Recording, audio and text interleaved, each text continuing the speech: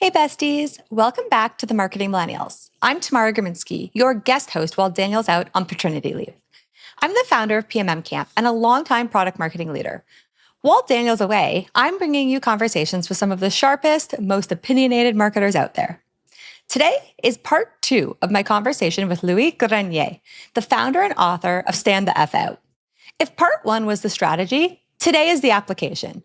We unpack real-world examples of brands that stand out, from serial startups to SEO agencies. We get into why most direct-to-consumer brands hit a growth ceiling, the truth about category creation, and how to show up in the right moments, even before your customer is ready to buy. And of course, we wrap up with one more marketing hill Louis is willing to die on. Welcome to the Marketing Millennials, the No BS Marketing Podcast.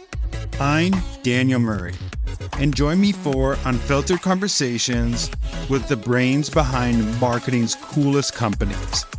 The one request I tell our guests, stories or it didn't happen. Get ready to turn the up. Welcome back for part 2 of our conversation. Bonjour, again. Bonjour again. All right, so last time we left off and I was asking for some kind of real world examples of brands you admire, maybe brands you've worked with who you think are doing an exceptional job of standing out. So I think that would be a good place to pick back up. So I don't know any brands that stand out, but I do know brands that stand the fuck out. Yeah, tell me that. I've been avoiding swearing this whole time. I'm so prim and proper, but tell me the brands that stand the fuck out, Louis. Finally we have it. So I guess I'm gonna ask specifically what. So should we focus on the brands that stand out on the unique positioning side to have a very compelling unique positioning?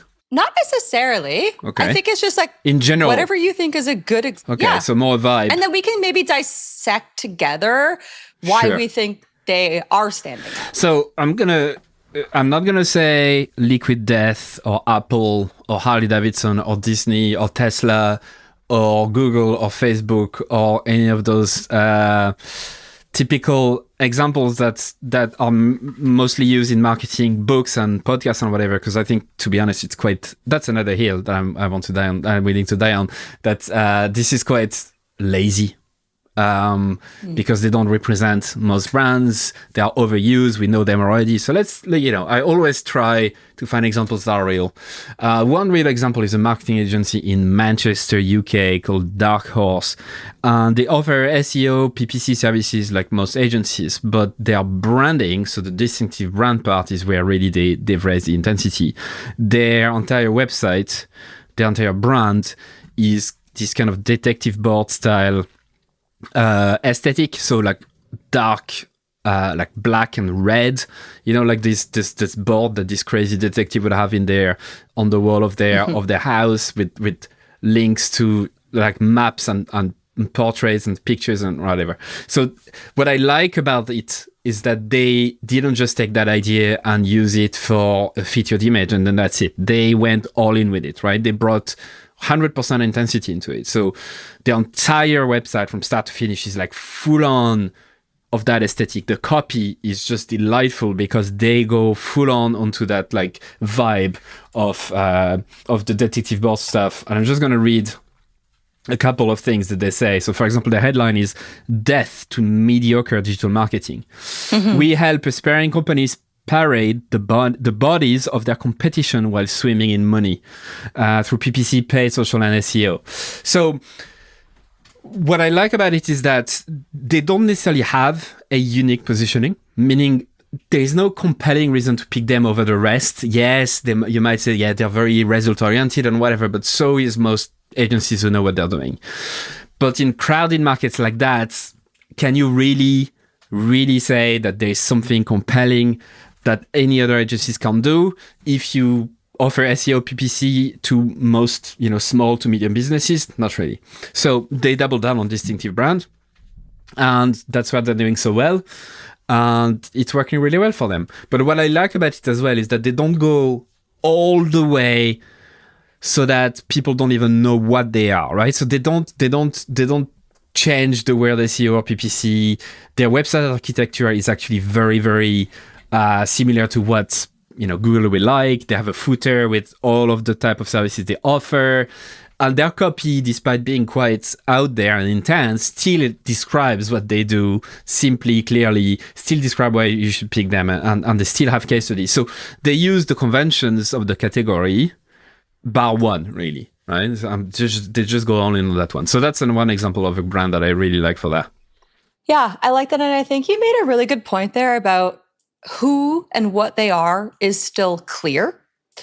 And it kind of goes back to the category box that you have in your framework as well. Yeah. And one of the thoughts I skipped asking you the first time, but was curious about is your thoughts on the importance of choosing the right category. And should we always choose a category that exists?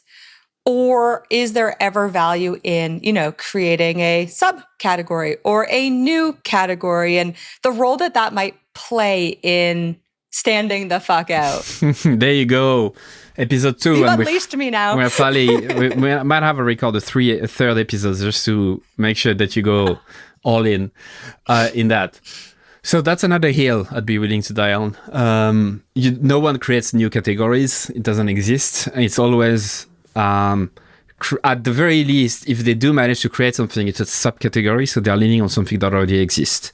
Very much like the first cars out there were actually called horseless carriages, because they were leaning on what existed, which was a carriage that was carried by a horse. And when you remove the horse, you still call it, it's like a horse carriage, but without the horse, so a horseless carriage. So, what boils my blood is when a CMO with a big ego claims that they're going to invent and create a new category as if they can shape the minds of millions of people and behavior of millions of people. Marketers are not gods. We can only find where the demand flows. Demand is way too big for us to create out of thin air. So we must always find where the demand is and position ourselves so that we capture some of the demand in a way that people understand and want. If you go too far and create a new category people don't understand, they are not going to buy from you, despite the hundreds of millions of investment you might put out there. As an aside, for example, Drift, which used to be very known for they created the conversational marketing category. Well, no, it doesn't exist. That category didn't exist. They tried to create artificially, but it never held on. Good luck trying to find any companies out there selling conversational marketing.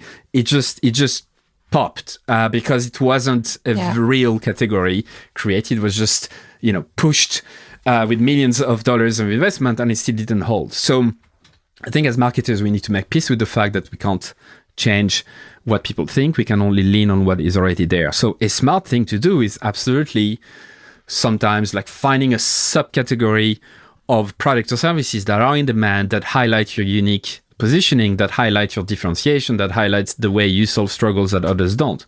An example that I give in the book is the fry maker. So like the typical fryer that you put like with oil in and you fry your chips this way. If you found a way to cook those chips without oil, but you still want to be in demand so that you sit nicely in the shelf next to those fryers, well, you wouldn't call it something else than fryer. You'd keep the fryer, but you probably say something like air fryer, because instead of oil, it uses air. So it's a subcategory of a product that is understood, a small kitchen appliance that is understood and in demand.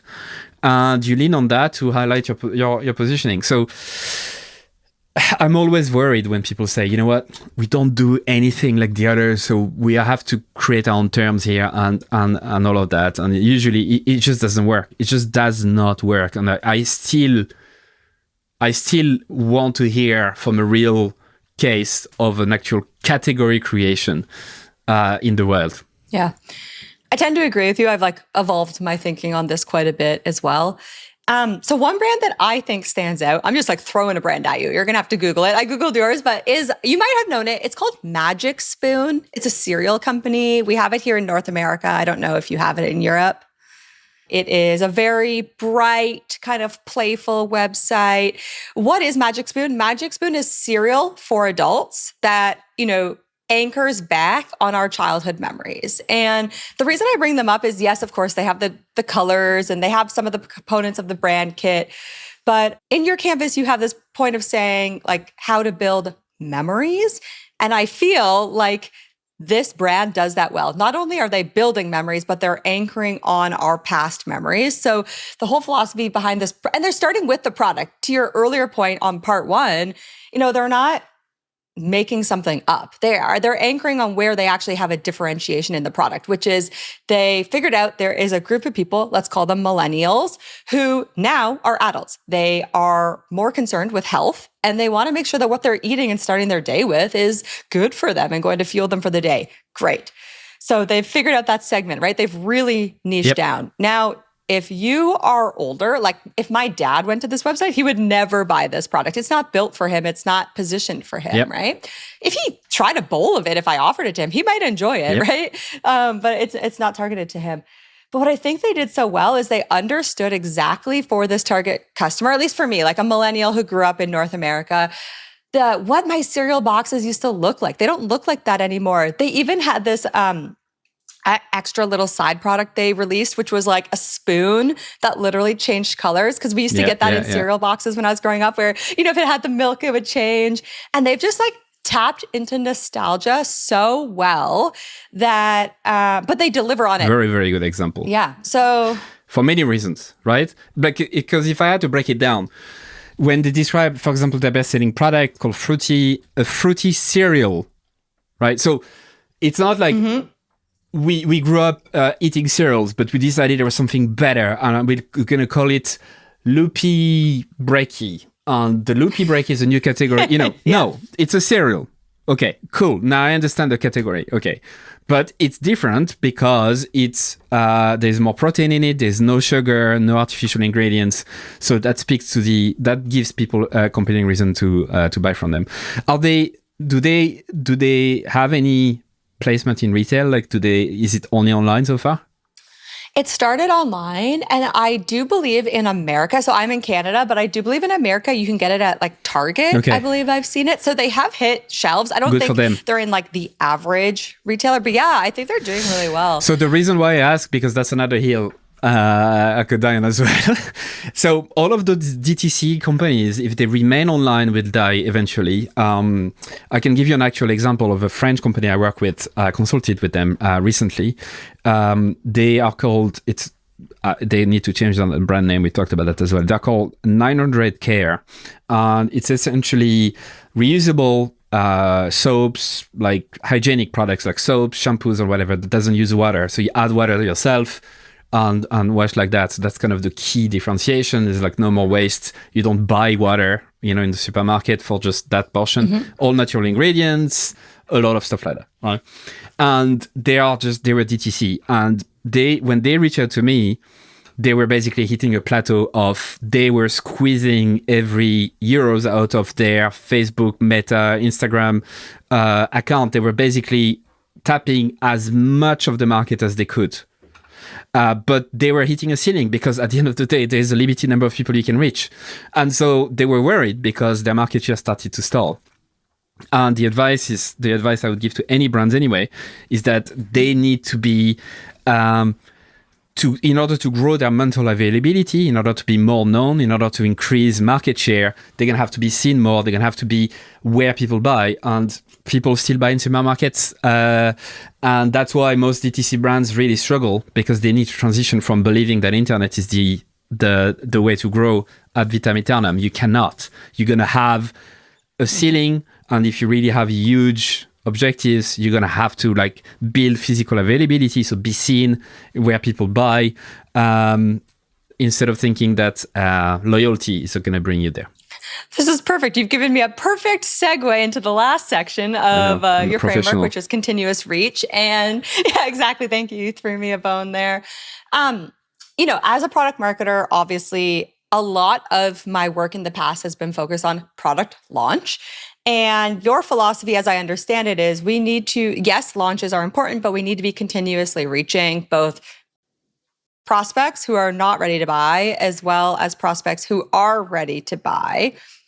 Can you maybe walk us through how if we're a marketer, we're bought in, we've come to this part of your framework, how do we actually tangibly start to do that? Because I feel like that sounds easier conceptually than it actually is in reality. Like, how do we know all of the moments before someone's ready to buy and make sure that we're showing up in those places without just wasting ad dollars or whatever it might be? Yeah. So this is not my philosophy, to be clear. I'm standing on the shoulders of giants, smarter people, way smarter people than me. I'm merely curating a lot of the stuff I've learned over the years and trying to lean on scientific facts. So one of the scientific facts, there's a few in marketing, is that in order to grow market share, in order to grow, to reduce your churn even, the only way to do so sustainably is to reach more people. Which is counterintuitive when you talk about to people in customer success or believe in loyalty and loyalty programs. They don't really like you saying that, but that's just the way it is. The higher a company the higher the market share of a company, the less their churn, the more customer will be loyal to them. That's just a fact of life that's been tested over industries, sectors, decades.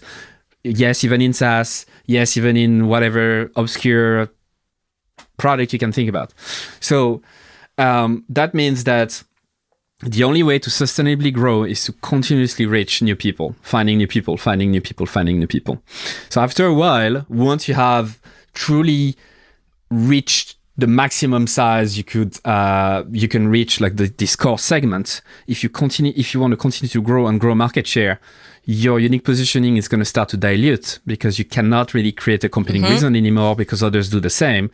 The only levers you can pull is a strong, distinctive brand and reaching people even before they're ready to buy. So the core concept here is triggers or catalyst or category entry points, whatever you want to call it. Concept is the same. It's the series of events that lead people to essentially buy or make a decision. But that could take years. That could be years in advance. So it's a trigger is not a pain point or a struggle or a problem, right? So those are two separate things. A quick example would be you can have like a little back pain for years that is being semi-debilitating, but you haven't done anything about it until you've heard that your grandkids coming over this weekend and you visualize that you go play in the park or whatever, and you're like, fuck, I need to do something about my back. So you literally have a pain in your backside for 10 years. That's the pain. It's still there, but you haven't done anything. So we need something else to show that there is a chemical reaction that makes people from inactive to active. And that thing is the trigger. So once you ask, that's why I was talking about in the first episode about about understanding what compels people to buy. If you understand that, you can essentially go back in time and anticipate people's needs, right? It's almost like you can predict the next move. And to keep the example of the back pain, let's just assume that, in holidays are the time where grandkids come to visit their grandparents. Let's assume that there's a big enough market for that, whatever. Well, then you can almost anticipate the fact that, okay, we need to create campaigns around that particular trigger point and associate our brands with that trigger, meaning grandkids are coming to visit. Are you ready? Right. This is a shitty example, not real, but this is the thinking behind it. I think that's fair. One place I see this. I'm just thinking about where to go next. What do you mean that's fair? I mean, I agree with what you're saying. Okay. I think in reality, it is where I see marketing teams fall when they try to do this, is they try to then sell their entire product or their entire brand at all of those different trigger points. And I think there is a level of nuance of, okay, the first time someone has a trigger point, they're probably not ready for your full solution. No. And there needs to be an additional activity here where we're kind of mapping back what needs to be presented at what point, if that makes sense. So I remember, I'll give you an example. When I was at Kajabi, so I worked at Kajabi, I was the VP of product marketing there. Ooh, look at you. Kajabi's like an all-in-one. It was really fun. It was actually a great place to work. Loved the product, loved our customers, but we were marketed as like an all-in-one platform, which the company believed was a distinctive value proposition against, very specific niche offerings. But for us, it was like, well, I can't market an all-in-one platform at every single step. Like, there has to be somewhere that the customer starts, right? Like, often if you're a creator and you're looking to take go offline or like go off of social platforms and start monetizing, where do you start? You usually start with a newsletter or you start with a podcast. You're not immediately going to like a full-blown course. And so I can't market the course platform at that time. And so there was a level of almost like breaking the distinctive value proposition down into more granular mini value propositions that we could then layer in at specific trigger points. And I think a lot of marketing teams don't go this far, and that's why they're not able to succeed at this step. They don't go this far because most times they're not trained to go this far. They don't really necessarily even know that, because they're not trained on that concept of triggers. They're not trained on those concept of category entry points and what make people, go further to knowing your brand. And most board members are not trained in marketing, psychology, or the way people think and whatever. So the easiest way to think about it, it's actually fairly simple to explain. Yes, it's difficult to execute, but if it was easy, everyone would do it, right? So the easy way to describe is like roughly 95% of people are out of your, they're not currently looking at buying your category right now. The only thing you need to do is associate your brand with a core trigger. So you don't have to go deep into explaining the features. To take your example of Kajabi, great example. Let's say the trigger is they want to start a newsletter or they're starting a newsletter. Okay, so that's enough. Let's say that's far enough in the past. I might argue that what led them to start a newsletter, but we can go even further. But let's just start there. Okay, they've started a newsletter and we know that.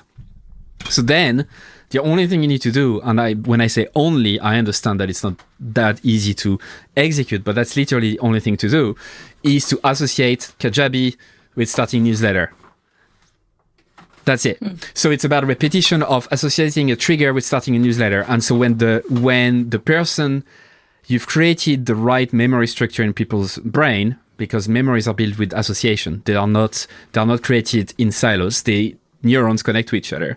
So when you're able to associate the word Kajabi or the logo Kajabi or whatever else Kajabi with trigger start my newsletter, when they're ready to start the newsletter, they think of you first. And so that's your job for that group, is to raise the likelihood that when they experience a trigger, they think of you first. That's your only job. So that means you can get away from features and stuff like that. This is why brands advertise on the weather channel, like, right? When you have a weather segment. Why the fuck would those brands advertise there with no offer, no features? It's literally sponsored by X. Well, it's just to keep people in, to repeatedly show up your distinctive brand assets in front of people so that they keep remembering you, which is why McDonald's and Coca-Cola are still advertising, because they need to refresh memory in people's brain to make sure that they don't forget about it. So that's the first group. And then the other group that tends to be more understood, it's the 5% who are in market. Well, then this is where you highlight more of your unique positioning, or at least unique positioning based on the specific situation they are in. So this is why you highlight your compelling reason to pick you other than the rest. And it's more like making them understand that you're the least risky option, not necessarily the best. And that's a subtlety as well, but you need to be showing that they are making the right decision. They've already thought of you. They already know Kajabi, starting first newsletter. Now they just want to know they're not fucking it up. They know they're not making a mistake, which is, again, why big brands tend to be picked in that scenario, because you don't get fired from hiring IBM. I think that's a really important point. And not to bring it back to B2B again, because not that this always has to be about B2B, but I had this... So I was at a conference last year and I heard April Dunford speak again. And she mentioned the same thing, which is actually when anyone makes a decision, and it was like a light bulb moment for me, like, yes, of course. But when people make a decision, they're actually just worried about protecting themselves, especially in a business environment or in a work environment where, like, imagine you choose a piece of software and your colleagues hate it. Do you want to hear for the next 2 years of like, well, Tamara made me buy it. It was Tamara's choice. Like, of course not. It actually has very little to do with the outcome that they need that software to do. It's like, wow, will my boss think that I got a good price? Will my coworkers like the software and think I'm like a good team member? And so that was like a light bulb moment for me as I went, but now I'm like, yeah, okay, how do I reduce the risk of this? or how do I even understand what the risks are, first of all, rather than just the like desired outcomes, but how do I understand what the risks are and then make sure that I am the least risky option when I'm selling whatever it is that I'm selling? Which is that behavior is called satisficing, which is a portmanteau term between satisfying and suffice.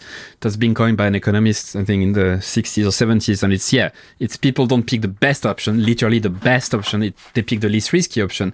And you become least risky by being number one, right? If you're number one in your market, you become the de facto least risky.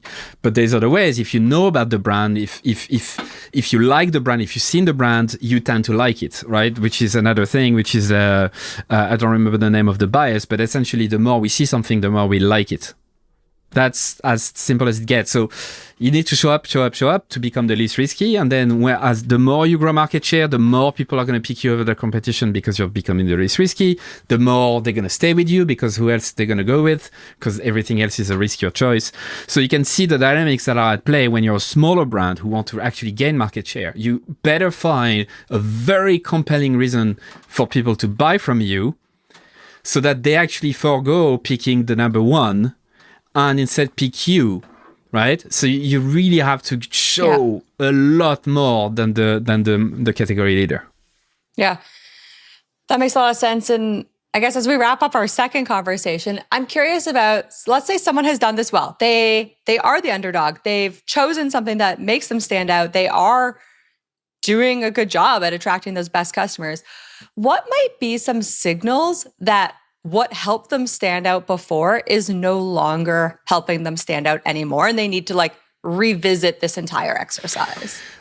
I think more than revisiting it, it's almost forgetting about it. It's like once you've used the unique positioning as a way to gain this market share and to grow and gathering the resources to do so, there is a moment of where you either going to plateau or and you're happy with that, or you're going to decide to go after like a slightly larger category, larger market. And this is when you kind of have to catch up with what is traditionally done in that category and essentially becoming an option offering roughly the same things than the others. Like if you're being truly honest with yourself, it's roughly the same product. The only levers you can play on is the distinctiveness, so distinctive brand, and the continuous reach part.